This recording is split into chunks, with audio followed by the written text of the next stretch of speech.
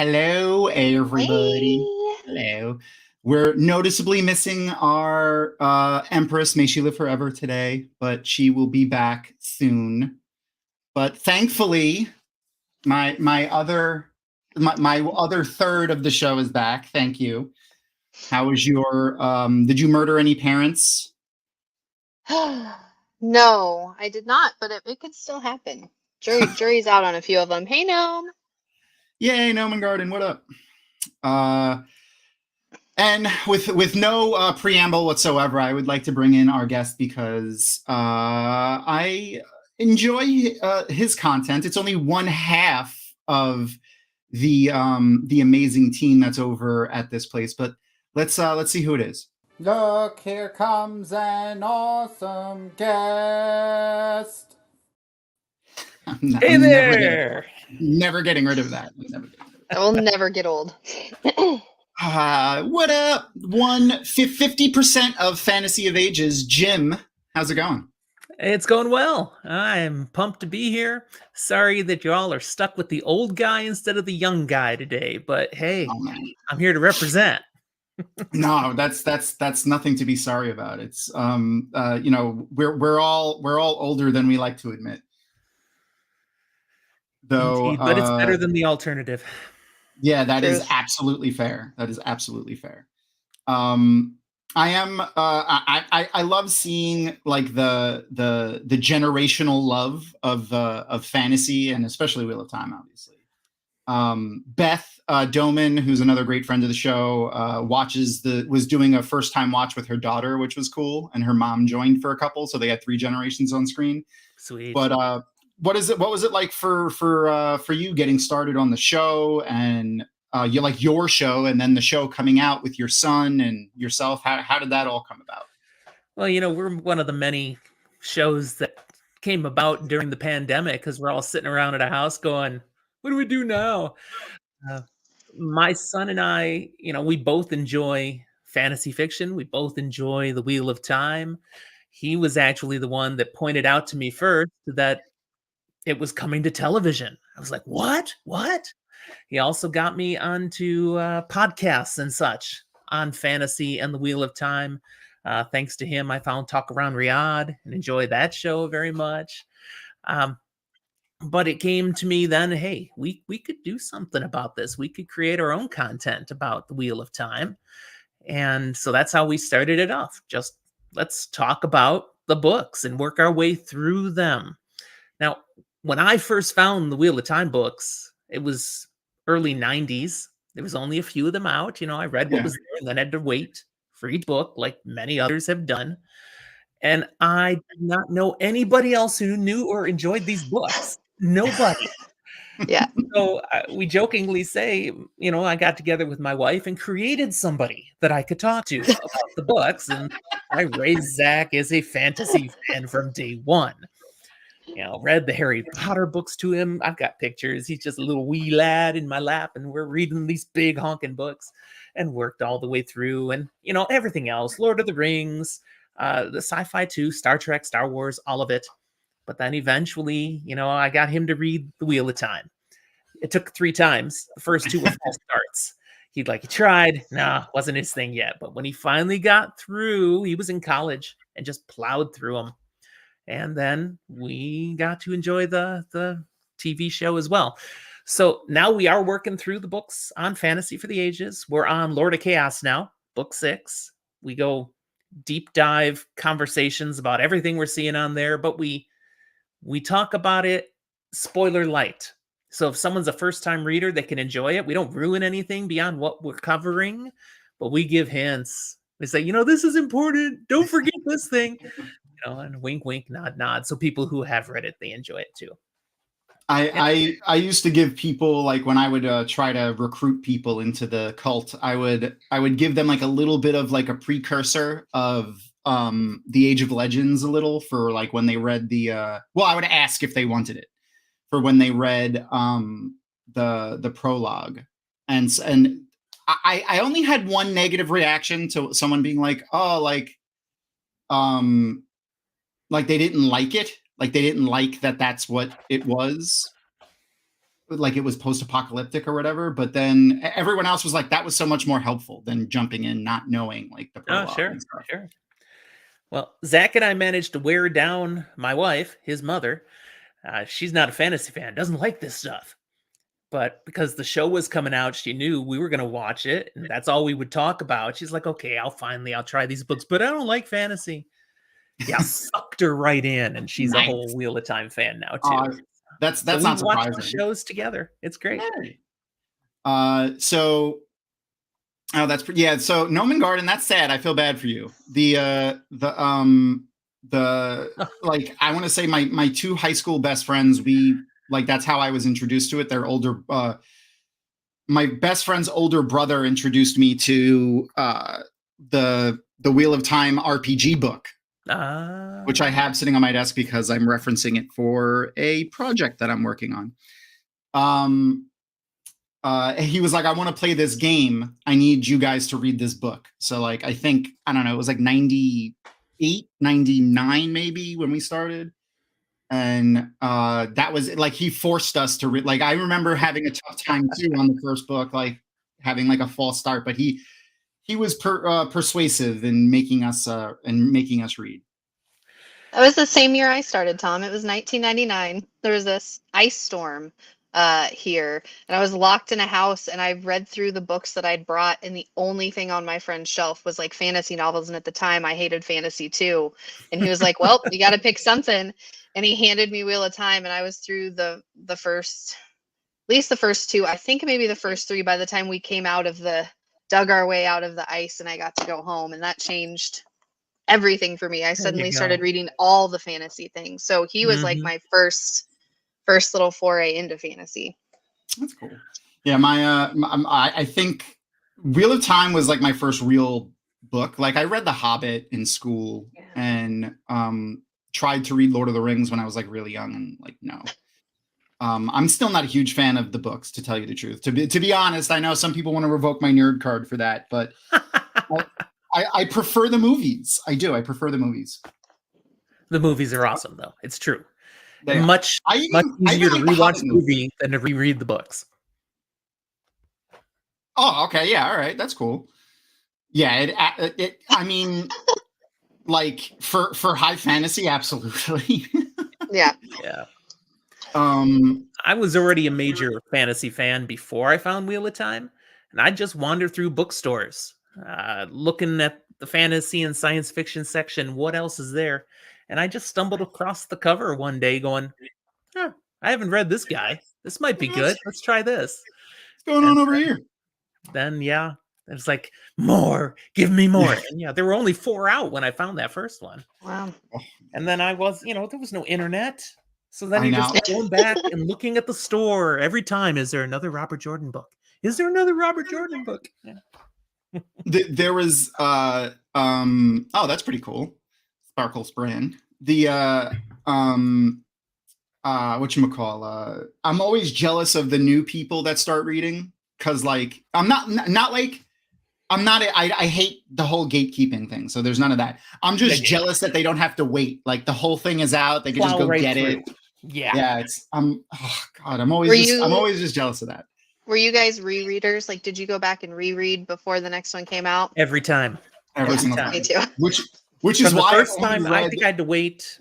It was the 5th book was the first one I had to wait for. And as I start reading it, I'm like, there's too many things I'm fuzzy on now, because there's already so many plot lines at that point. So many characters too. After that point, every time I'd reread. Yeah. And before Wheel of Time, like, I mean, there were other fantasy books, obviously, but even like Tolkien, there weren't a lot of every time reread, every single time. There weren't a lot of point of views like there were. Not a lot of point of view characters like there are in the Wheel of Time in the early 90s when it came out. Sure. And for a lot of people, that I remember, like, my friend telling me, for a lot of people, that's what like turned people off of it. But that's what made me more interested. I think maybe my ADHD. I don't know. I tell you, one of the perspectives that's different for people like my son, who could just read right through them, or my wife, versus me, is how much I was ticked off when New Spring came out. We're not going to talk about it, but just the reference, because it wasn't the book I wanted at that point. Oh, okay. I wanted the next part of the story, and it's a prequel story. It's fine, it's good, but I was bitter for years. Yeah, My son didn't feel that way at all. that's fair. Well, they could just keep going through. Yeah. Well, so when do you tell? When did he? When? So if he started reading in college, he's not that old. So like obviously New Spring and everything had been out. When did you tell him to read New Spring versus when he was reading the main sequence books?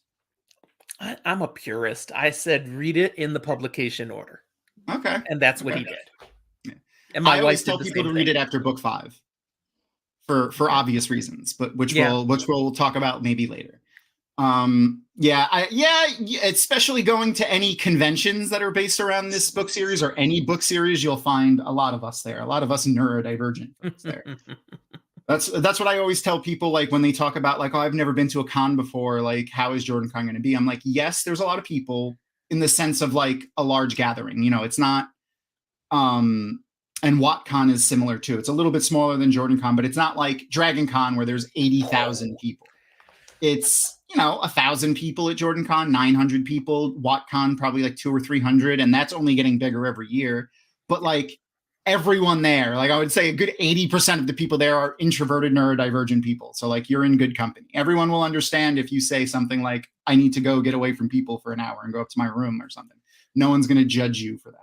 And at the same time, everybody's really cool with just pretending to be extroverted for a little while. That's true. You can do it for bursts, you know? Yeah. It's kind of fun. Everyone's a best friend at Jordan Con, even though you just met some of these people. Doesn't matter. I mean, like, I've you only feel been like to you know 2. people. This will be my 3rd one coming up this year.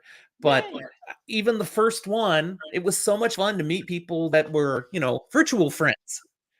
And now be in the same place and celebrating something we all enjoy. That was a hoot.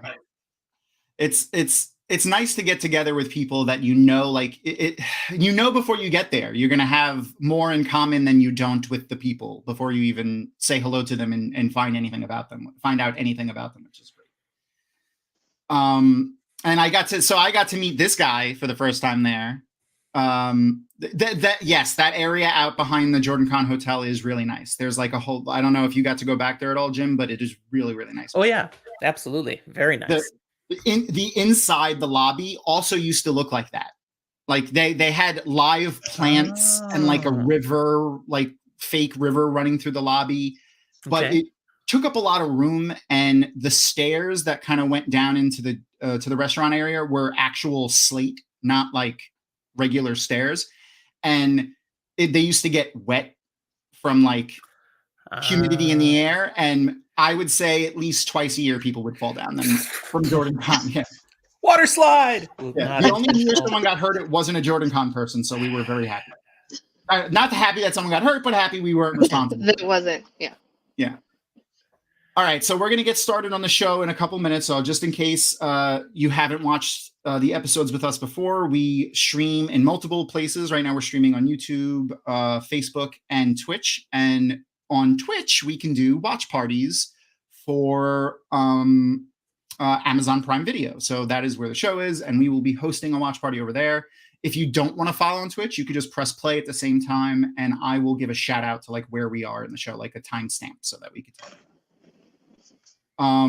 For me, I actually, my wife and I didn't know anybody in the fandom really. Like I had joined Dragonmount back when it was just like message boards, like, I don't know, 18 years ago. But like, I didn't know anybody. Like I didn't know Jason. I didn't know anyone. And then when we went to the first Jordan Con, we went there knowing nobody. And in fact, I actually had a picture last week on here when I was talking to Joe, and I remembered baby Jason. This is from the first Jordan. And then that's Shannon Lieb on the left over there. She was the communications officer for a long time at Jordan Con, and the Amaryllin seat at Tarvalon.net for a long time. She's a really good friend of mine. And then baby Brandon in the back. This was his first convention as like a professional author. Mm-hmm. And then on the left there of Jason is Wilson Grooms, and then obviously Harriet. And Wilson was Robert Jordan used to refer to him as his brother often, but it was actually his cousin. Sadly, we lost him to cancer a few years ago as well. So fuck cancer. Yep. for those who are in the know on that. Can't argue with that.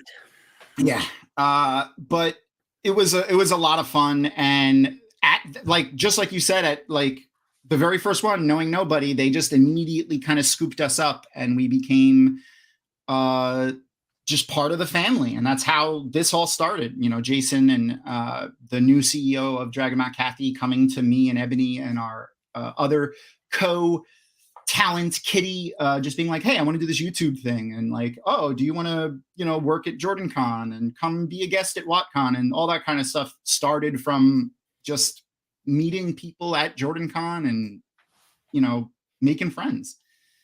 And apparently nepotism is a thing. It's all about who you know. Yeah, exactly. All right, so I'm gonna press play on the watch party over on Twitch. So you should see a prompt coming up soon telling you that it's going to start. We're watching episode 4, The Dragon Reborn, which is the first episode where we really get to see Alvaro Morte, who I love. He's fantastic. He's a great actor. He was great in everything that he was in. And it should be starting in like 5 seconds, it says. Before it came out, I watched like a handful of movies that he was in. That TV show it was like a robbery heist show. I think it might have been called Heist. I don't remember what it was called, but it was really good. He was in like the whole series of that, and I really, really enjoyed it. Okay. So we're about 30 seconds in now for those who are trying to catch up. We are going to watch the entire recap, mainly because I just want to see Dana again. I really. So, what did you think of the? And just in case anyone hasn't seen the spoiler level on the upper right corner here, we are going to be books 1 through 3 spoilers and full season 1 and 2 spoilers. So, if that isn't something that you're in for, you should tune out and go and check out our other episodes where we're completely not spoiler at all. What did you think of the addition of Dana before we get too far into the episode, Jim? Oh, we lost a Jim. Lost him. Oh, okay. We'll see what happens in a minute. What's our time at, Tom? I was distracted. 1 minute and 18 seconds. Thank you. Hiltrude, what up? A new name. I love seeing new names. Oh, I love Alvaro. 4:15 in Greece. Ugh. I was up at 4:15, but that was that whole daylight savings time thing. Yeah. Oh wow, I didn't even see that. That's awesome. Well, thanks for joining us. I mean, I'm sorry you were awake that late, but you know, that's still awesome that you wanted to come and hang out with us. I wonder if they do daylight. Do you guys do daylight savings over there? Yay, a wild Jim is back. Yeah, sorry about that, man. You're good. Man, crap. Just as you asked me a question. Nah, you're good. I was just asking, what did you think of Dana as a character? I thought Dana was great, and what they did with that character was a lot of fun. You know, definitely an adaptation character. Yeah, but delightful, really well acted. Great addition to the story. Totally. I mean, okay, that's interesting. I didn't know that they did it over there too. I asked. So we have a friend joining us from Greece.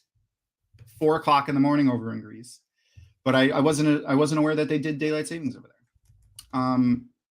One thing that I've talked about a bunch, especially when we mentioned Dana, is the way that they are doing the Dark Friends in the show, kind of like more like late book Dark Friends in some ways. Where they had more like a deeper meaning for joining the shadow than just like, I want power, or I want to be immortal. Right. And I kind of like that. Yeah. Seems more real. Yeah. I like it. It gives them more depth than the books. I hate saying like the show is doing it better than the books, but there is in some cases, specifically the motivation of a lot of people to join the shadow, in my opinion, more interesting. it's upgraded there. They're not Yeah. caricatures of evil. Yeah. They make sense. There's some logic, some rationale. You can get it, Well, and and the- therefore you can empathize with them a little bit more too. Well, Yeah. yeah, the line is more blurred between good and evil, so it's not so much they're just bad. I like how you can see, especially how when Ishamael and Dana now, but then later more Ishamael, talks about breaking the wheel and stopping the reincarnation of constantly dying and being upset and sad and losing people and like that is something a lot of people can relate to, and I'm interested to see how the side of the light fights that, other than just like, oh well, you have to break the wheel in order to do that. Yeah, the earlier books did kind of hold to that, and in some cases, you do like to see clear-cut evil people, just like, oh, it's easy to hate this person, or it's easy to dislike that person because, oh, they just want to, they're a sociopath, or they just want power, or they just want to be immortal, and they don't care what they do. But sometimes it's nice to have that little bit of depth to the characters. So the trivia Jim, for, how did you? oh, so no, go ahead. No, I was just gonna say, how did you feel about how they portrayed like the taint here? It works, having just this little blackness hiding in there. No, that works. Yeah, I like I how couldn't think they of a way to how do they it. I couldn't think of a way to do it better, to be honest. Yeah. I liked how they snuck the like the black weaves in with whatever the men are weaving. But what about the so like this one, Alvaro Morte has actual, like, I don't want to say like hallucinations, but we like, to the best of our knowledge, they're hallucinations, speaking directly to him. And then in the first episode, we also had that other guy who completely hallucinated an entire person, and it looked like a human, where these kind of look like ethereal shadow people. So do you think that they're gonna kind of make that is what the taint is, or is this just like a coincidence that these two people maybe have similar taint corruption? That's hard to say. Yeah, I really don't know on that. Taint puppets? Yeah, okay, that's interesting. That's an Taint interesting puppets. That's good. interesting way to put it. I don't know. Have you ever met Sarah Nakamura? Not in person. Not in person. Okay. Certainly, I know who she is. Yeah, I don't know. She has come to Jordan. She used to come to JordanCon every year, and then when she started doing this stuff, obviously she comes more infrequently. I wasn't sure if she had come to any of the ones that you had been to, but no, she's been busy with some show over in Europe. Yeah, I know, right? She's kind of busy. But if you look at a picture of her and then check out the blue Aes Sedai that's in that mural, they look a little similar. Yeah. Ah.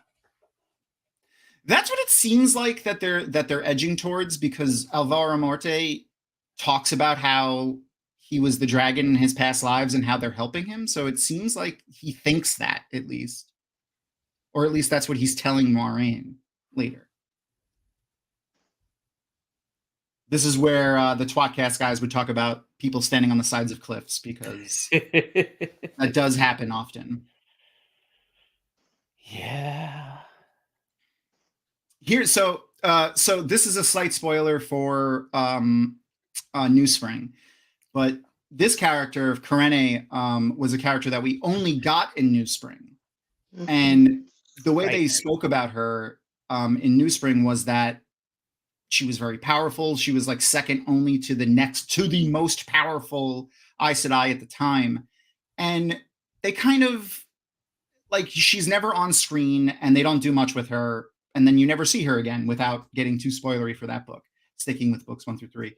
But bringing her into the show, I felt like was really cool. To like, you had this really cool character that you spoke about but never showed, and getting to see her, I feel like is fun. without them having to invent a new character for this purpose. I feel like. Right. No, that was really wisely done. And, for people just watching the show, never read the books, they have no context, but a lot of book fans are like, I see what they did there, and there's a lot of that in the TV show.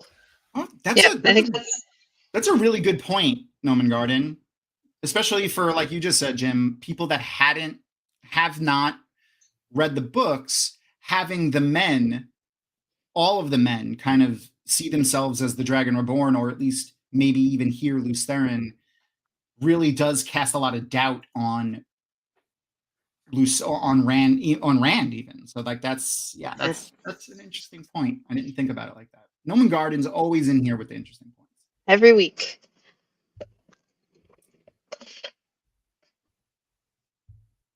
A lot of people don't like how they made Liandrin likable. But again, giving them these layers, I just feel like is so much more realistic and human than what they did with them in the books. They've made her more likable, but also still kind of petty, kind of has her agenda. Everyone can tell these things. So she's not like warm, fuzzy likable. She's just, like you said, better well-rounded. It's a real person. Yeah. Everybody has positive and negatives about themselves, and that's all they've done with Liandrin. What was your favorite character from the books and then from the show for you? What would it be? I know it's hard to pick, but like talking about everything we have in the show so far, right? Yeah. Okay. Well, favorite character in the books is Matt Coffin, hands down. Yay! In the show, oh man, that's really hard so far. But I feel dirty saying this. It might be Lanfear.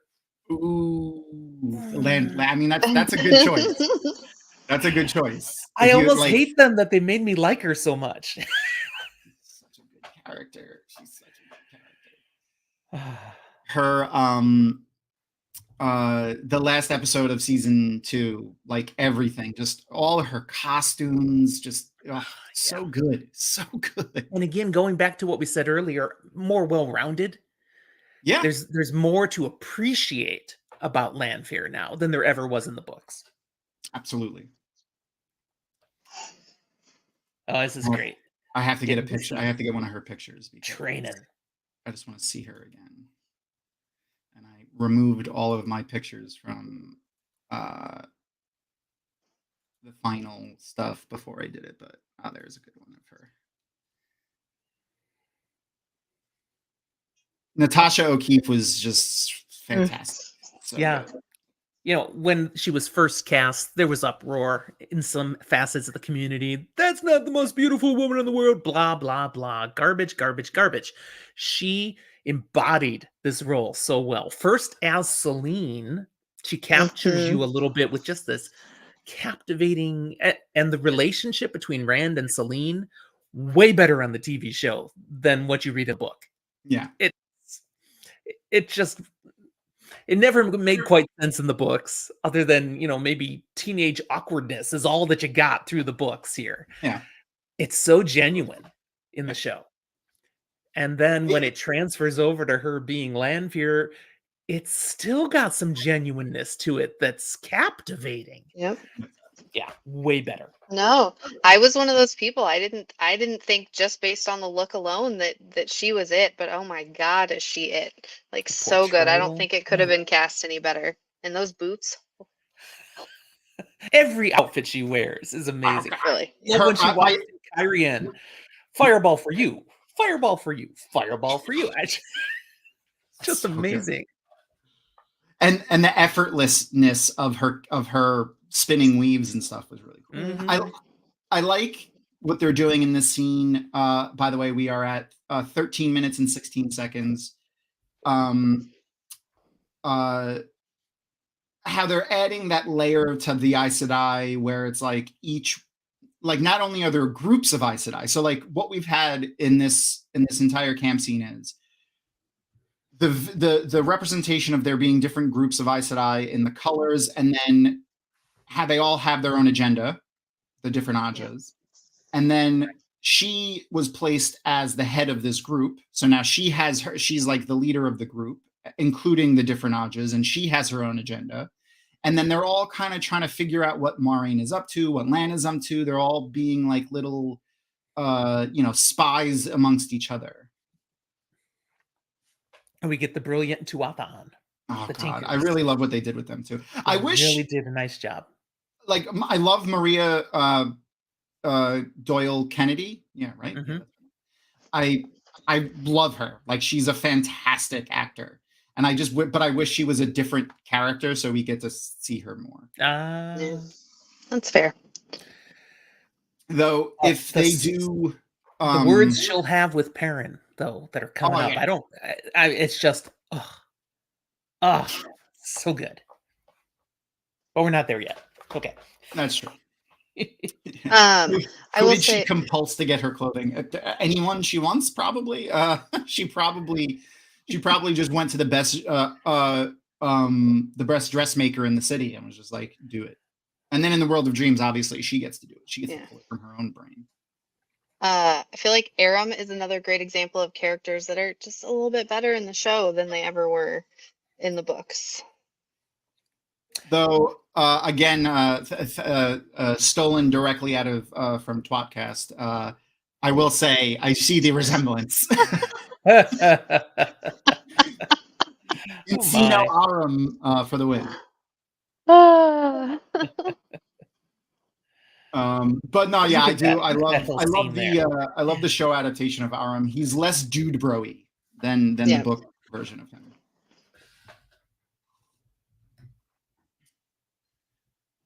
One of the things, one of the props that a lot of people gave to them, me included, was that they made them like road stained, like they're dirty when they're when they're out riding on their horses and stuff. They're not pristine, clean all the time, which was nice. Well, in the first season, Matt is always dirty. Yeah. They went a little too far, I think, actually, there with this character. That's a whole nother conversation. How dirty they made Matt in season 1. We'll talk about it at the end of the show, Nolan Garden, but I'm pretty sure we're going to be seeing a lot more of her, thanks to the order in which they're adapting the books for season 3. Yeah, Sparkles Friend. I would have liked to see her as a channeler. I feel like a wise one would have been interesting. I would have liked to see her as a wise one. I think it would have been good to see her interaction with an Aes Sedai. But then you have to ask, if that's the caliber they bring in for this character of the Tuatha, who are they bringing in for the wise ones? So excited. Like the even people that hate this show, like the ones that I've seen that are honest about it, like for instance, Tom from Twatcast is not a fan of the show at all. But even people that don't like the show at all admit that the acting is amazing and the casting was amazing. They just don't like the writing, which is fine. And being able to talk about it constructively is nice. But when people just say, "Oh, like everything about it is bad," then yeah, if you just don't like it because it's different from the books, okay, you don't like any adaptation ever. The books are still there, though. Go read them. Right. There are legit things to be critical about the TV show. Oh, yeah. I am not a fan of every last thing they've done, but I'm enjoying the show. I didn't feel that way at the end of season 1. I do feel that way after season 2. Absolutely. Which is the only thing. One of my big things that I picked out about season 2 was the postal system that apparently is fantastic in the Westlands. It's amazing. Perrin just sending letters, no problem, to the White Tower from just anywhere out in the middle of nowhere, just sending letters. Fantasy.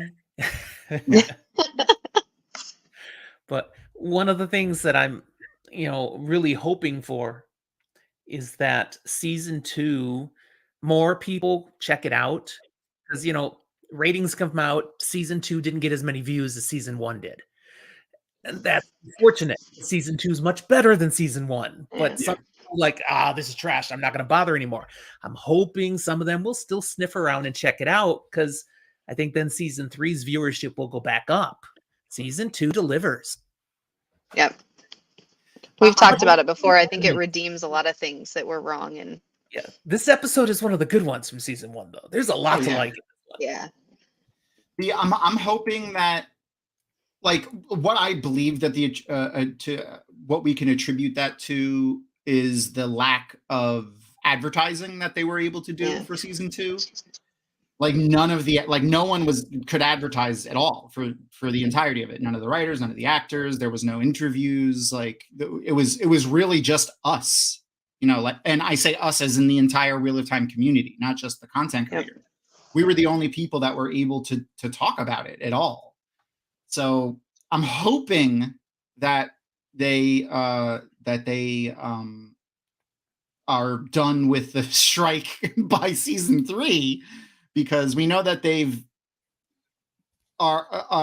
filmed a lot of season 3 already, and since it isn't a SAG-AFTRA project, they're still able to film most of it.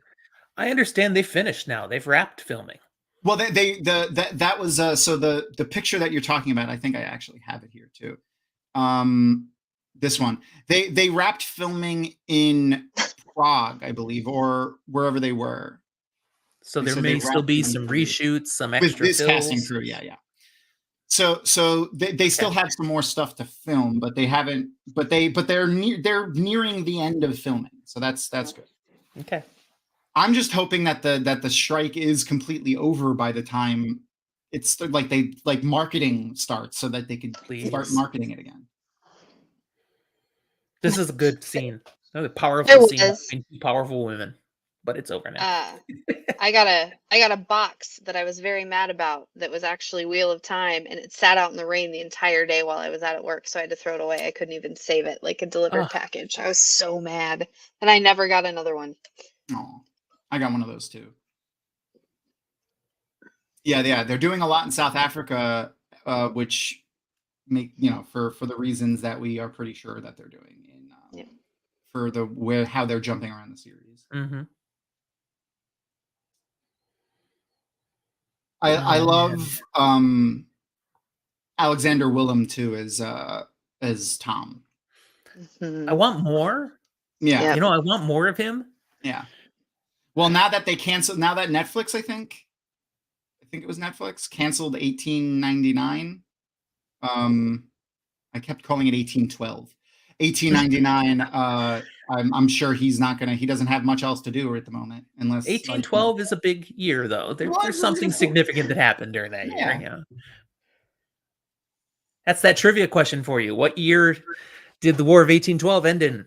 1812. No. I don't know. Yeah, 1814. There you go. Save it for your next pub game. There we go. I'm going to remember that and not remember why I remember that year. I think it has something to do with the Wheel of Time, but I don't remember why. I'll start referring to the show as 1814 now. I also like that they Viham. I'm sorry. I'm not German. I don't say euro either when I say gyro. That's funny. I didn't even do that on purpose with our friend from Greece here tonight. But the I was going to say, I like how they've made, especially for non-book readers, like Nynaeve seemed like she may pick red if she goes to the Aes Sedai, not like if she ends up being an Aes Sedai. I always got the vibe here, though, even in this scene, that she reads Leandrin totally. She's like, I am not taken in by this woman. Nope. There was only a couple of scenes there was only like maybe a handful of scenes that really made me think that she would go that way.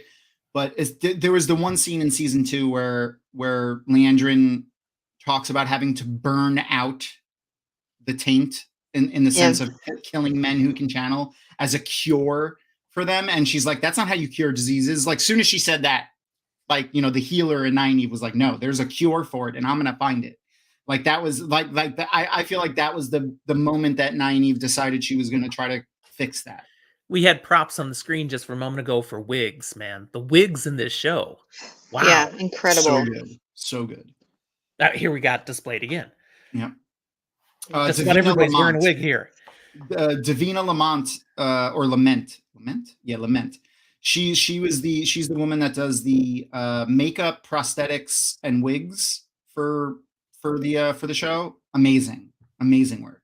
She's also done all of the Lord of the Rings and the Hobbits, and I think also the vampire movie, The Vampire Chronicles. The vampires and the werewolves, they call them lichens. Bill Nye was in it. Underworld. Oh, so nothing big, nothing important. She did all of the hair, makeup, and prosthetics in that as well. There's a bit in there, yeah. This had a really nice encapsulation of the way of the leaf. Mm-hmm. Very simply described. I also like how there's a lot to criticize about the addition of Perrin's wife and then immediately killing her. Yeah, don't get me started on that. Like fridging female character, the term fridging literally started from creating a female character to further the story of a male character, which is literally what they did. I feel like it is a bit like that portrayal of Perrin, that addition to his character was better than in the books, where it was just like, oh, he's big and doesn't want to hurt people. Like the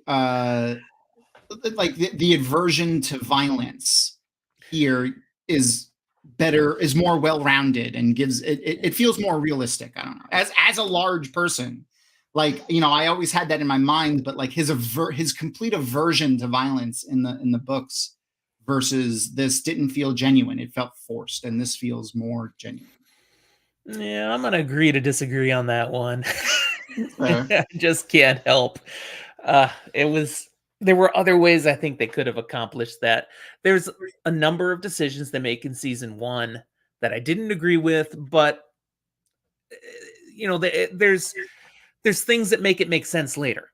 Yeah. Okay? Sometimes within season 1, sometimes we had to wait till season 2, and we're like, okay, we see what you did there.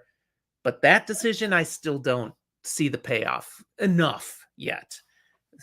It does help with him being overprotective. I'm hoping that they use that to expand his slightly overprotectiveness that he was with Fail later, which is that's fine.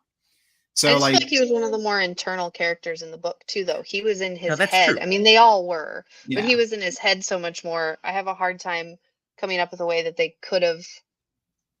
And there's better ways to have done it, but not. I feel like there's not better ways to have done it in a short amount of time that I can think of.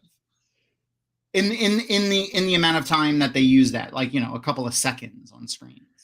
Yet I still feel like they could have, with the tiniest bit of exposition, just made it with others commenting on, oh, come on, Perrin, you're always being like that. You don't have to. You're not going to step on someone and hurt them. I mean, they could have done it different. I'm not the show writer. They get to choose what they want to do, but I wouldn't have made that choice. That's probably why they don't pay me. That would be nice, though. This is awesome. Oh, Brigitte? Yeah. Yes. When I saw this the first time, I went, I see what they just did. And my wife's like, what? Because she hadn't read that far yet, Yeah. And I couldn't tell her because I refused to spoil things. The trivia for this part is Brigitte is a hero who is a genius with a bow and appears to have been spun out by the wheel many times and has had multiple adventures. I like how they're using the kid though to show Matt's his other side, his genuine kindness. One who will run into a burning building to save a child. Yeah. Yep. Yeah. And especially the juxtaposition between that and what we get later in this season, like how dark he gets with the dagger version of Matt. Mm-hmm. And having Alexander Willem kind of adopt Matt as a father figure is cool too. I'm sad that he wasn't in season 2. But I'm glad for his addition, and I hope we get more of him in season 3. Yeah. I mean, they can only pack so much in. You know, we would have loved to see him in Kyrie end, but it didn't happen. Yeah. Much of what happens in the books didn't happen. They had to do other things, and of course, part of that was the actor change caused them to have to do some interesting major things. Yeah. at the end of the season.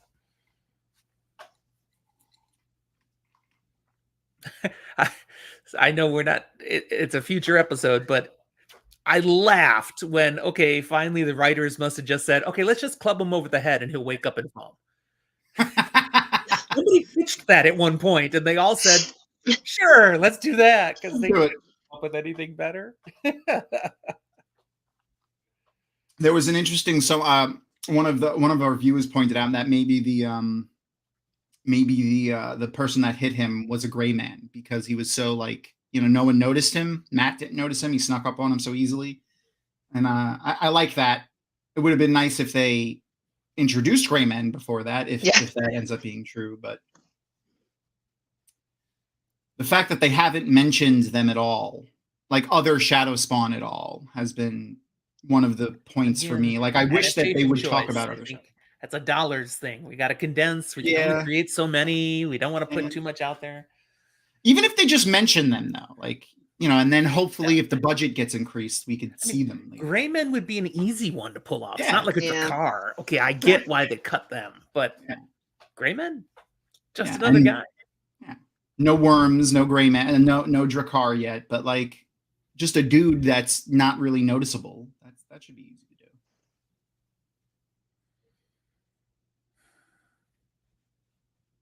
The Fade shadow walking was really. I thought that they did that very, very well versus the books. Where in the books, they almost never use it, and they they never use it in combat the way that they did in the show, and I thought it was freaking fantastic. It's almost like Moraine's cane staff. It's there, and then we forget all about it. Yeah. Shadow walking. It's emphasized a lot in book 1, and then we don't really see much. Nope. I love how they portray the warders here too. How they have their own little clique. They're almost for people that have ever served in the military, they almost seem like a little band, like a little Obviously they are. They're soldiers of the White Tower in a very real sense, but they're more disconnected than they are connected as a platoon would be or a unit would be. But they seem that way very much so, especially sitting around this fire right now. Yeah, it's one thing that I'm not entirely enthralled with the show about, is that I think they put too much screen time and focus on the warders. The warders have value and stuff, but I got that from the books. I didn't need so much more content on the screen because everything they're pouring into warders means stuff they can't pour into other things. Yeah. Mhm. I feel like it's a passion maybe of Rafe, of the showrunners, of the writers. They love the warders and they really want to build that element in, and they get to because they're the ones making the show. But I think that's how they hope to bring in more of the mainstream people too. That, I don't like that. That's not my favorite part, but playing up just the Aes Sedai in general, including the warders, what it means to be a warder, what it means to be an Aes Sedai. That's a thing that would attract, a general fan, coming into the show. What Odger are you? What Aes Sedai are you? Oh, you'd be my warder.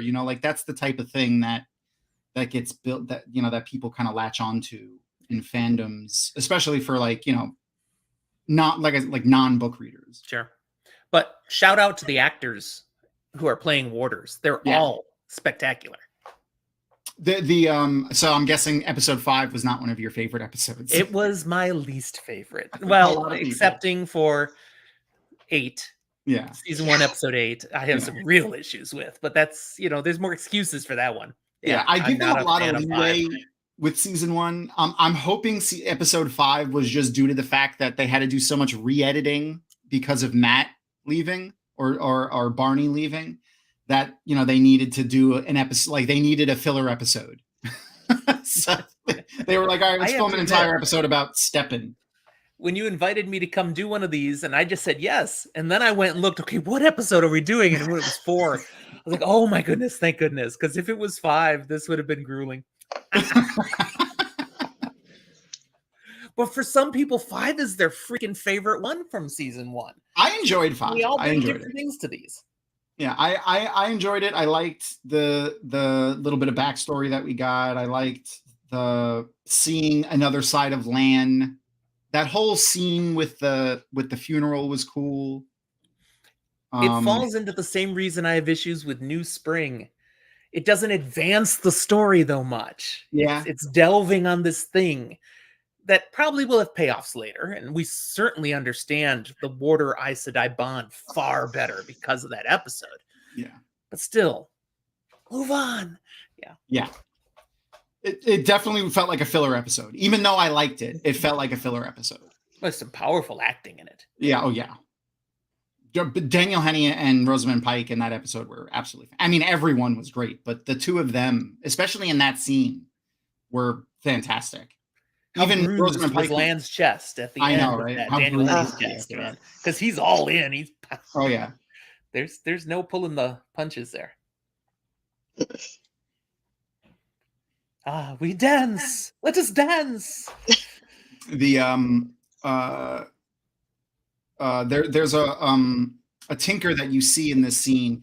He's just dancing in the background, but his cloak is the same pattern that's on the hem of the woman's dress and the girl's dress that's who we think are the tinkers in the Dark Friend Social. Oh, I'd not caught that. I have an image of it paused, saved somewhere. I'll see if I can find it while we continue watching. But yeah, so like especially this scene, between this scene and the book version of the scene and the show version of the scene, where in the book, Aram here was more dancing with Egwene and like showing off to Perrin, like, I'm gonna try to steal your girl, and like it just felt like, I don't know, it just felt like so dude bro-y to me, and was just like, and this just seems more genuine. He seems such more like, he's so much more agree. Yeah. But also we get here Aram admitting, I don't buy into everything they believe, He's being a typical kid his age. Yeah. I like how they kind of like talk about like Rumspringa kind of a little bit with with how they do this. Well, and the shunning. I don't remember that being a thing in the books. Did they do that where they were like, yeah, young tinkers leave and come back? No.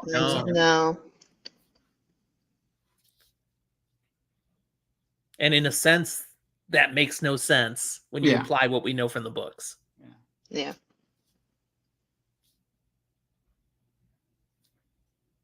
I like how they made Isla's character the I forgot what it's Mahdi, the leader of the Tinkers here, because it makes more sense with the whole women being in charge of most things because of men breaking the world. Men can occasionally go crazy. Yeah. Let's interest the women instead. It's logical. Especially knowing where they come from, it makes more sense too. The Tinkers. Mm-hmm.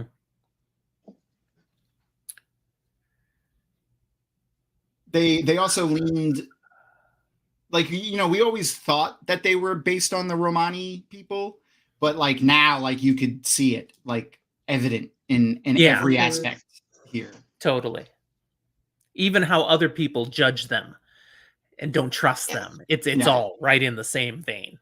Yeah, they're thieves. They just as justified. Untrue. yeah.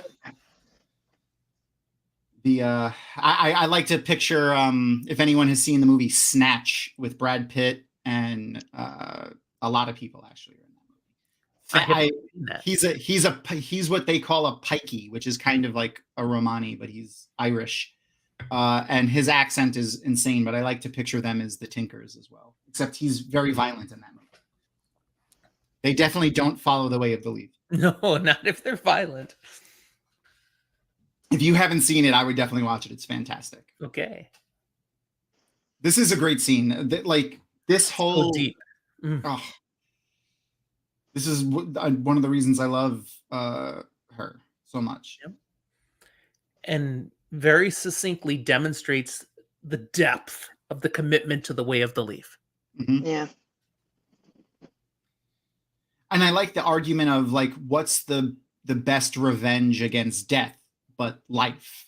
And that's, and the way they think of it also made me enjoy it more, because they don't really put it this way in the books, where she says, I'm not trying to make the world better for me or for my children. It's for when they get spun out again. Like we're trying to make the world a better place for the future. And that's that they never really talk about that in the books a lot. Yeah, here it is. Yep. The wheel will turn out my daughter's soul again, and I hope it's better for her then. Like that is so much more deep for the Tinkers than they just, don't do violence because they don't do violence. They don't talk about spinning, like making the world non-violent and being spun out into a world eventually that has no violence.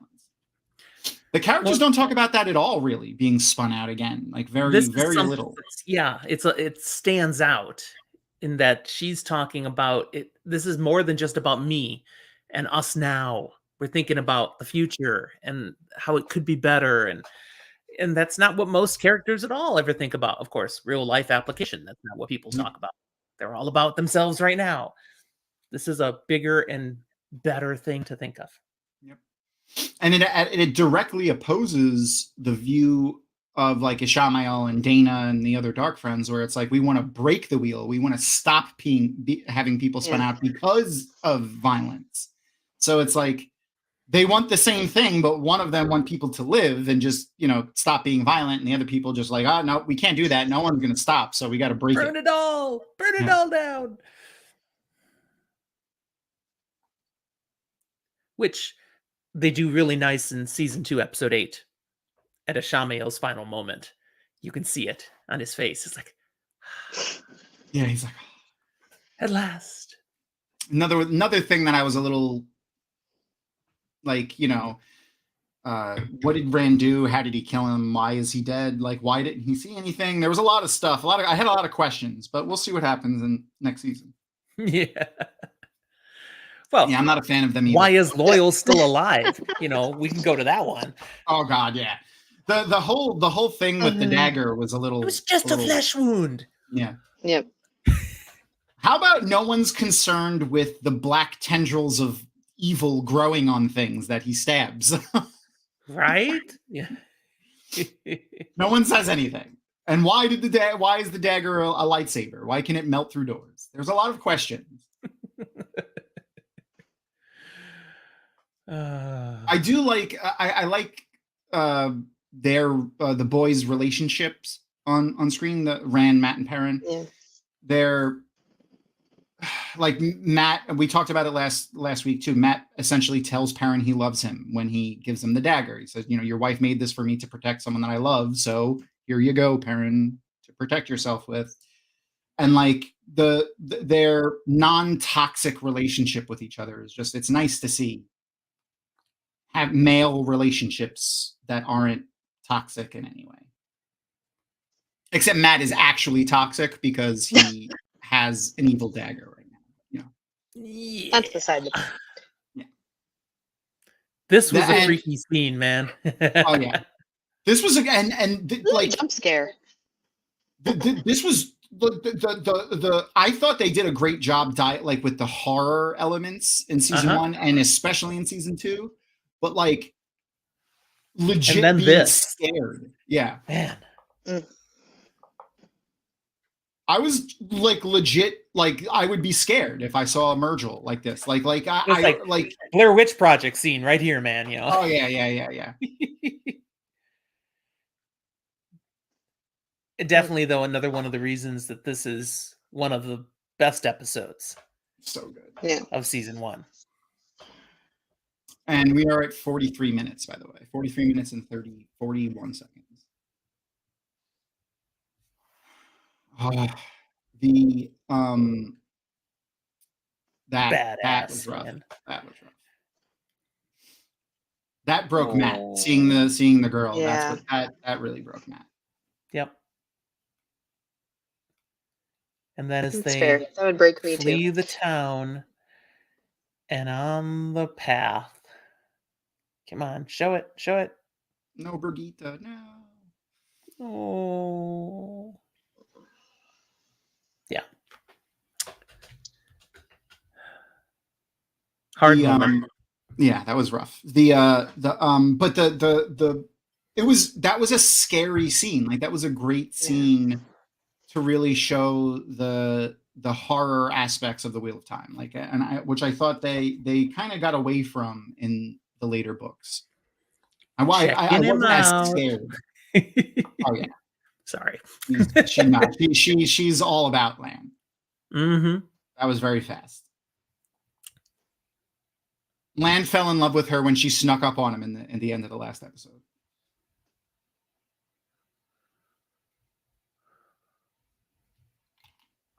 No more Tito's.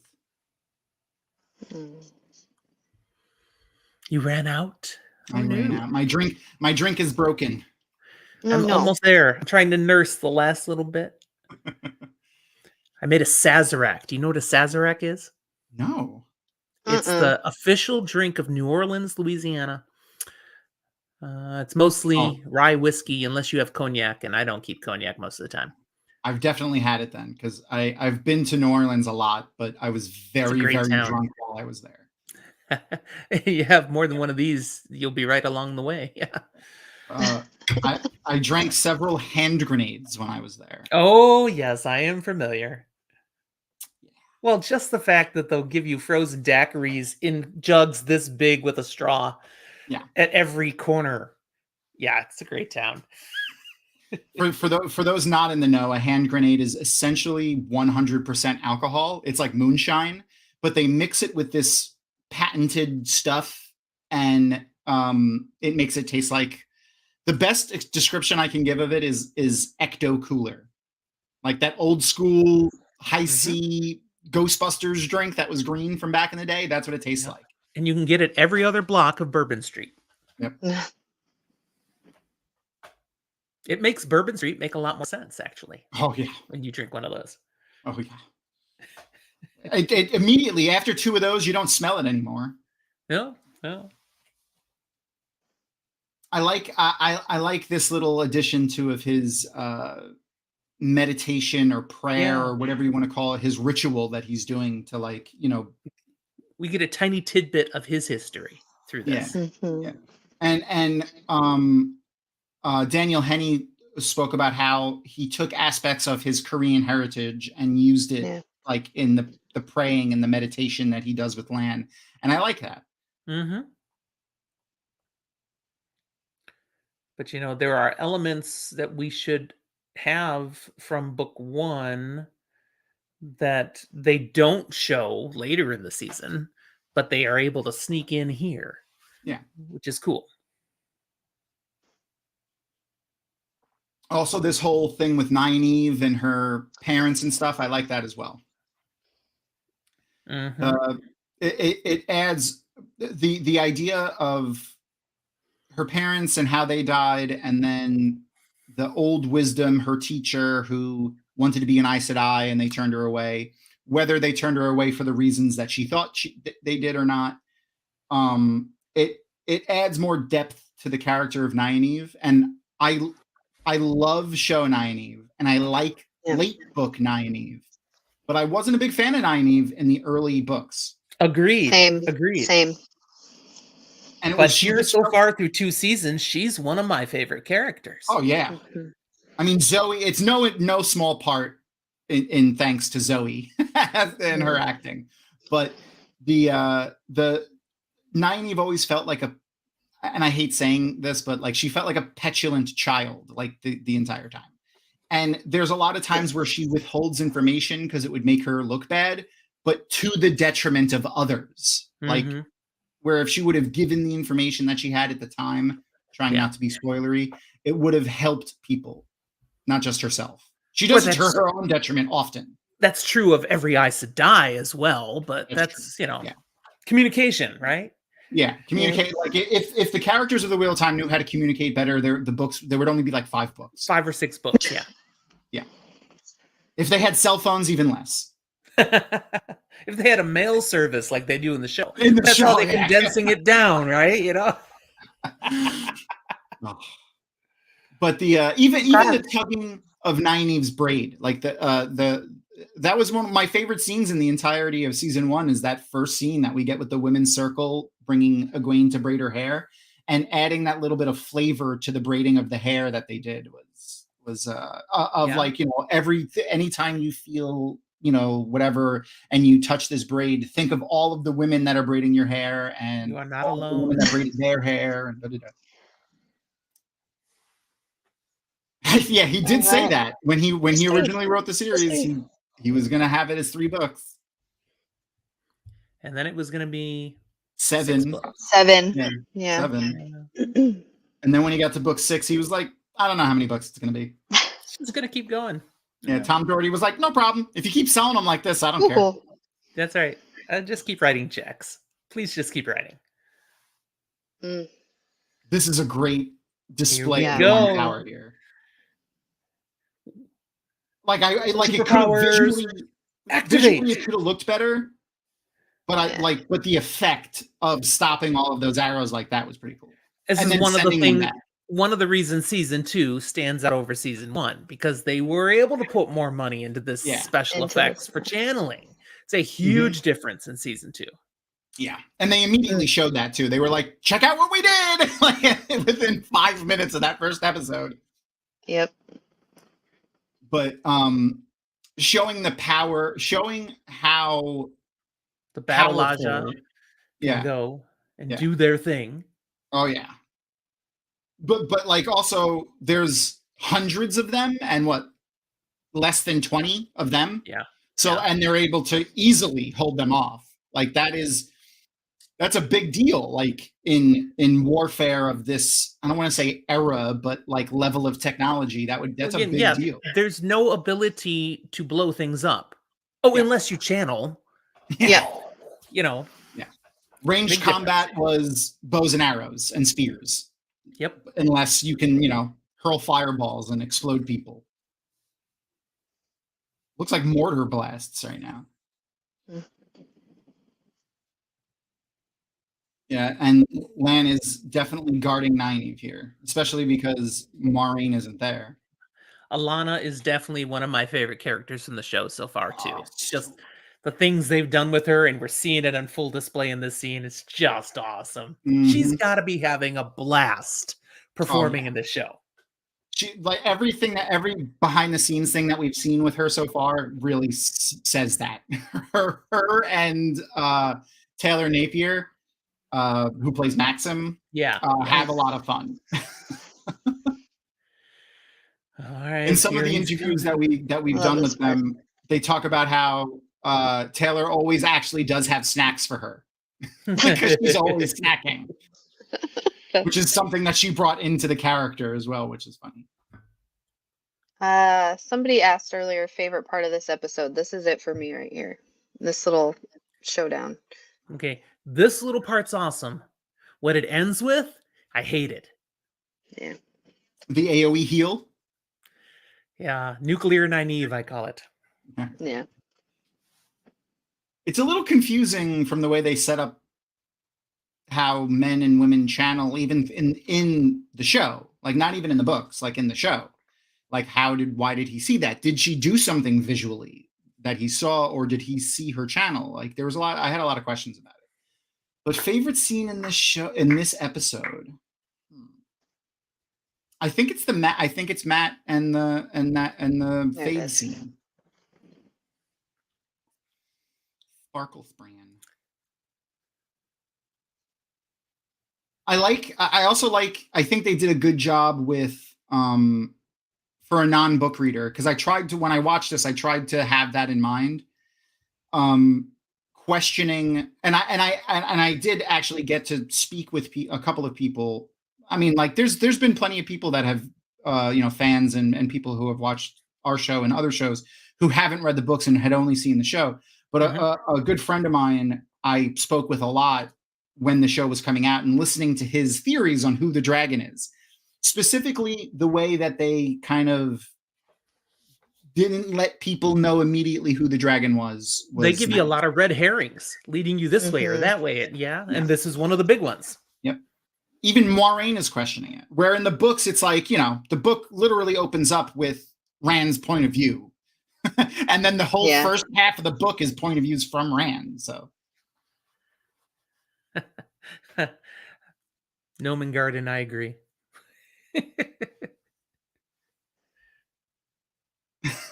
Okay, that's a good point.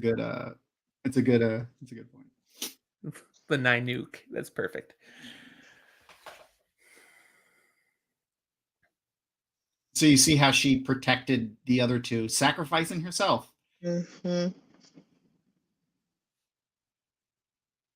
She probably views it as like, if I protect myself, then we'll be one Aes Sedai, but if I protect them, there are at least two.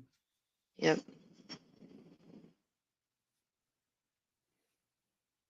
This is one of those scenes too I wish I could see with the money from season 2 for the CGI. Yeah. But there instantly you can see his impact. It's like, oh, he felt that. I wish there was a visual representation of the bond breaking too. Yeah. Like with like the one power or something. I think that would be like, obviously you could tell, but like it would be cool if you saw like a snapping of a thread or something,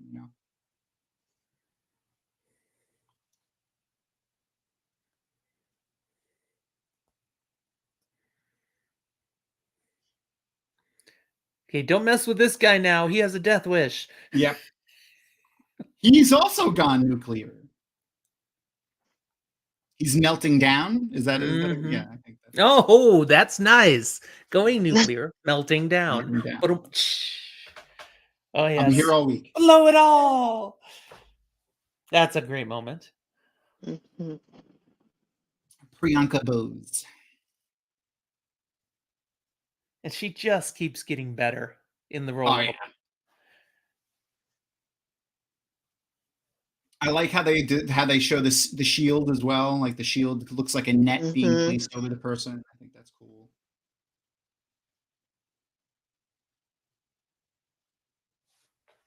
The way that they're showing over channeling is also interesting. Yeah.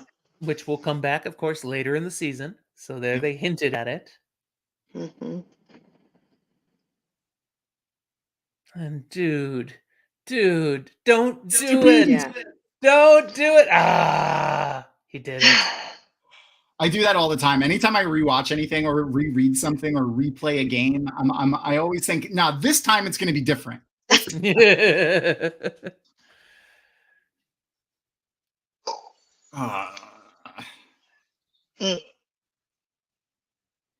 a lot of blood. That's a lot of blood, Daniel. It's a lot of blood. Yeah. He ain't coming back from that. I remember being like, oh my God, they're losing me. Yeah, I'm like, what is happening? What? And then I was like, oh no, she's gonna heal him. But wait, I remember this from the book. Yeah. Now I do love that we get more Logain here than we get in the books. That really worked. Yeah. But yeah, this moment, right, that bit, because what it's gonna lead to, I'm like, See, like he sees something because he's like, oh, there's a bright light happening. Like her hair is lifting up, so there's a lot happening. Is it a physical feel of power? In some way, it must be. Yeah, I said it totally unbraids her.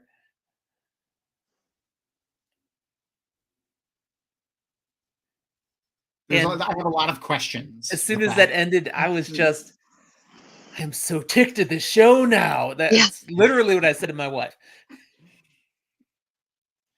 Yeah, like a raging sun. He saw all that. Why? Why? Yeah. Makes no sense.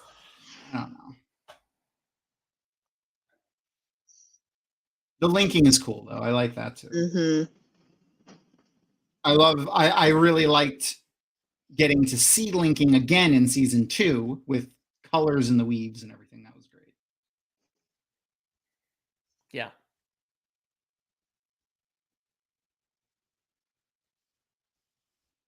The gentling is also pretty cool.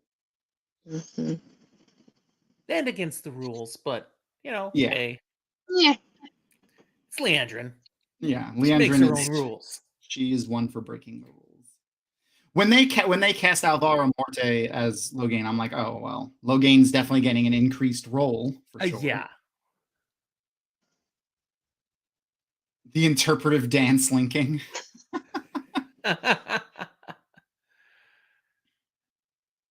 Do they have to stand there like that the whole time? Like thinking about the linking that they do later in the books, like where they like aren't standing next to each other, still also makes me question that a little bit too. Land's like, that tickled. What was that? Like that's what Close dying shave. Ooh. Ooh, could she be the dragon? And that's why I thought they did a great job with that. Well, you're right. For those who hadn't read the books, it's pointing this way, this way, this way. Who could it be? Yeah. I just was annoyed at that. But it wasn't that they were misleading that was annoying. It's the way they did it, breaking so many rules. Well, that was one thing, like when they referenced like that he could have been reborn a woman. But like, I think that's just the Aes Sedai, not like that's our first hint for as a book reader, and something that we'll probably see explained more in depthly later, hopefully. Is just a thing that our first hint at is that Aes Sedai don't know everything they think they know, because like maybe you can't be reborn in that way, but we'll see.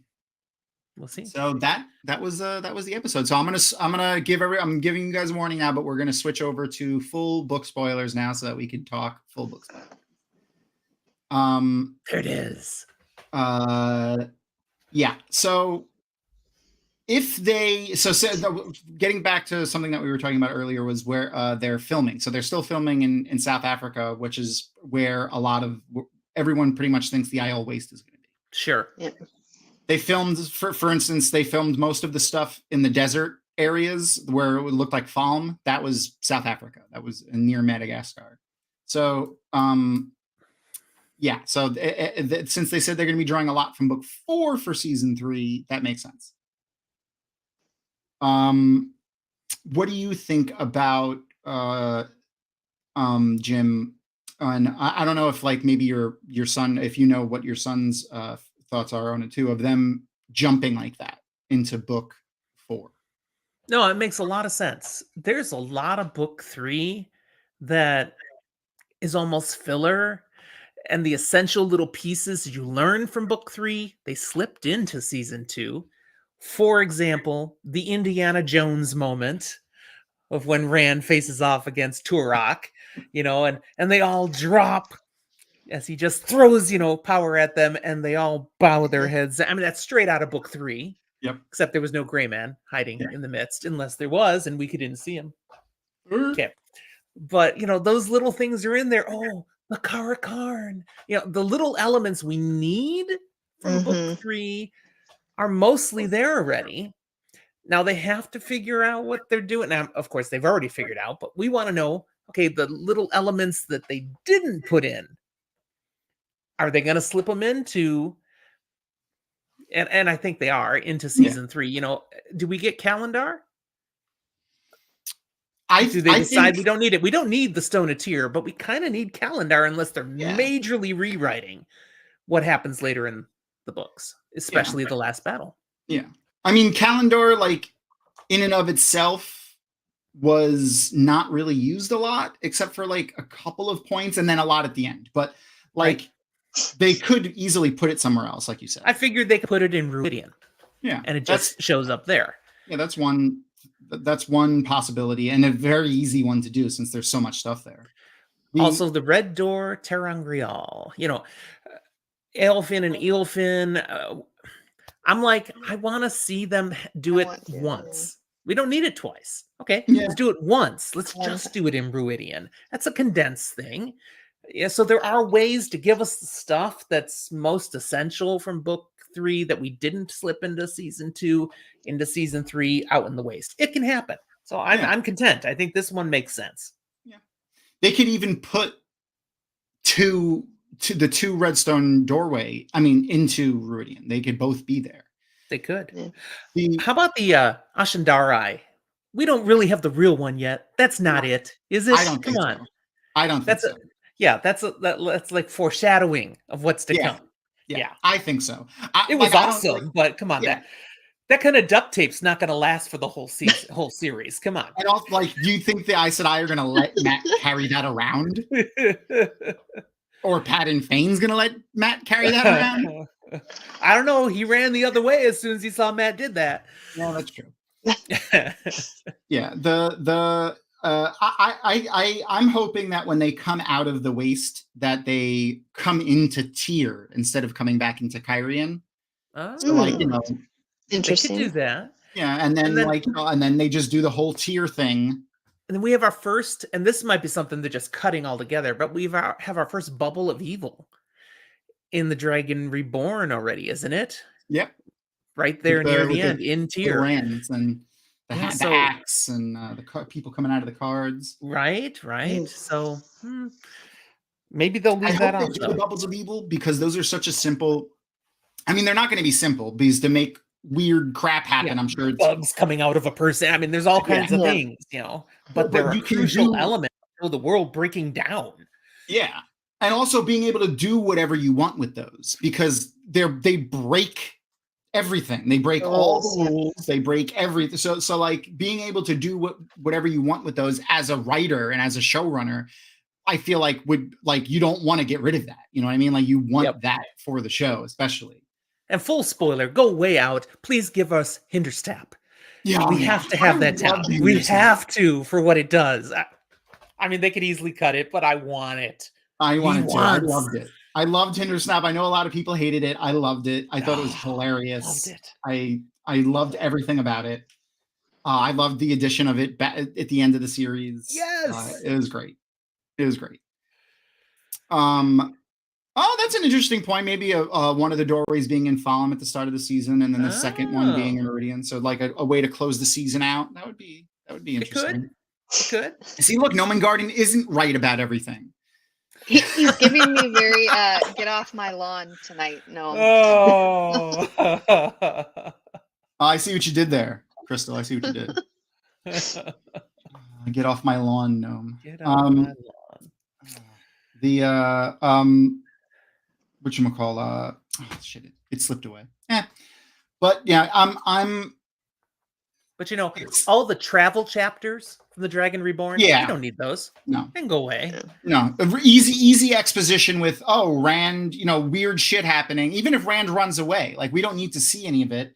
All we need to do is have reports come in of all of the things that happened. And then that's it. We're done. Especially with them only being allowed to make 8 episodes, then we really can't. I'm hoping, assuming the show does continue, please give us more than 8 episodes. Come on, that's at least 10. Apparently, that's Amazon's new format. All of their shows are 8 episodes, all of them. I don't know why. I don't know what. I was going to say, what's the metric? What's the thing they've landed on? At least these were a little longer than last time, and I was a big fan of them leaving out the opening until the last episode, because it gave us another minute of content. It's like anything to give us a little more time. Yeah, and I also don't understand really why they're bound by such tight time constraints. It's not like they're on network television. There's no commercials. Yeah. There's some pencil pusher in the front office going, no, man, only 8. I told you 8. Yeah. Some executive that really thinks they know what they're doing. Uh-huh. But this season really, season 2 gets me excited for hoping season 3 will be that much better. And I hope they continue to season 4 and 5. Yeah. But we'll see. So, Jim, what do you guys have coming up next on your show? All right. Well, when we started out, it was just all Wheel of Time. But about Yeah. 13 episodes in, we went, there's a lot of other stuff we like too. So our channel does feature all sorts of fantasy and science fiction. We keep the Wheel of Time episodes coming, but all sorts of other stuff. So we have started up a recent series now called What We Really Think, where most of our content is spoiler light. It's there for people who haven't necessarily read some things, and we're just giving them ideas of maybe you'd like this, and here's what we think about this book without spoiling it. Now we just go all in on talking exactly what we think of things we've read and full spoil and talking love, talking crap, whatever we feel, and trying to be entertaining at the same time. So we've got a couple of those out now and more to come. That's what's happening with us. And of course, if Lord of Chaos is your favorite book, you should be with us now because that's what we're working through. It took 2 episodes to cover the prologue. That sucker is huge. That is a really big prologue. And so much in it. And when we're only hinting at foreshadowing, we had to bite our tongue so hard, so many times. But it was great. The I like Lord of Chaos. I think I mean, a lot of people say that Shadow Rising is their favorite book, but it really, I love the introduction of the Aiel, and just I really like the Aiel a lot, so it was one of my favorites. But Lord of Chaos is a ton of fun. Yeah. I think the Shadow Rising is my favorite, but the Fires of Heaven, Lord of Chaos, they're all right there. And I mean, come on, Two Eyes Wells, holy crap. Oh God! But we also started doing that. We've been our rewatch series has been focusing on Wheel of Time because of the SAG-AFTRA strike, and we're trying to focus on since they couldn't really advertise the show, we were trying to do it, and then since it's not a WGA or SAG project, we feel comfortable at least still talking about that. But we were doing other shows as well. So if anyone's interested in The Mandalorian or the Rings of Power, we did. So you go check those out. And then once this SAG strike ends, we're going to jump into some other shows as well. There you go. But speaking of this show, next week we're going to have as our guests the Black Tower podcast, the now duo of the Black Tower podcast. It's a new age. Yes, it is a new age, a new turning of the wheel, one may say. But Jim, thank you so much for coming, and maybe next time we'll be able, we could fit into Zach's pull schedule the boy in. Yes, yeah. He is a tough one to pin down, man. And for those who didn't know, he's only not with us because he actually decides he likes a paycheck. Yeah, he's working a late shift tonight, so yeah. I was like, tell him you're sick, and he just can't do it. He has integrity. I raised him right. Adulting is never fun. I had to do that for the last few weeks extra, and that's why I haven't really been streaming too much. I've only been posting on this, but we totally understand. I just want to meet more fun people, and I enjoy your guys' show, and I enjoy you a lot. So now I can't wait to meet your son and see another side of you. Sounds good. He his partner, she thinks I'm hilarious because now he spends time with me. She's like, now I get that better. Apparently we have the same exact pattern to our voices. People notice. So funny. He sounds very different than me, but the same turns of phrases, the same moments where he pauses, and it kind of you grow up with a guy. It has an impact. To take some of their aspects on, I guess, right? I'm gonna and if you're interested in checking out Jim and Zach stuff, I just posted the link to their YouTube channel in all the chats. So go and check that out. Yeah, come see us. Yes, please. I enjoyed. I watched I went and picked out a few of my favorite chapters from book 2. Specifically, the Ingtar chapter was one of my favorites, and I liked your guys'. You go check out it. That was one of the things I was most sad about season 2. I mean, I understand cutting it for timing purposes, but I was really looking forward to seeing the Ingtar redemption scene from the end of the Dragonmount. Yeah, they definitely made that different. I mean, the Great Hunt. Sorry, I was sad not seeing that. Well, thanks for coming and hanging out with me, Jim and Crystal. Thanks And for we the will- invite. This has been a Oh, blast. always. You are welcome whenever you want. So if anything, if there's another episode in the future, if you don't mind being an additional guest with another creator, then you just let us know what Yeah. episode you want to come back for. The and more we the can- merrier. Yeah. He Awesome. wants to come next week for 5. I've heard it's, one of his favorites. Okay, the more the merrier, except that. Let's have that one. All right. Maybe season 2 when the channeling improves. Because it does improve. Oh yeah. Yeah. All right. Peace out. Good night, everybody.